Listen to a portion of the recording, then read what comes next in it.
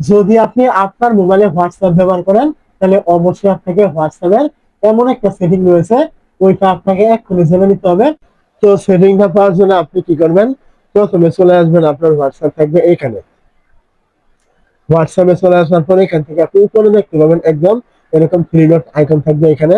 আপনি কি করবেন, এই জায়গায় একটা ক্লিক করবেন। তারপরে এখান থেকে দেখবেন সেটিং নামে একটা অপশন, আপনি কি করবেন, এইখানে ক্লিক করবেন। এই জায়গায় ক্লিক করার পর এখান থেকে আপনি দেখতে পাবেন এই যে আপনার স্টোরেজ এন্ড ডাটা নামে একটা অপশন, আপনি এখানে ক্লিক করবেন।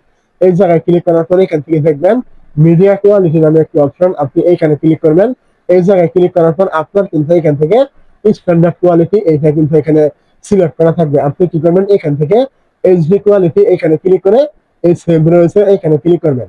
তাহলে এইটা করলে কি হবে, এখন থেকে আপনি যখন কাউকে কোনো ছবি বা ভিডিও পাঠাবেন, অপর পাশে কিন্তু আপনার এখান থেকে একদম হাই কোয়ালিটি কিন্তু চলে যাবে, ছবি দিয়ে কিন্তু এখানে আর ভুলা হবে না, কোনো কিছু কিন্তু হবে না।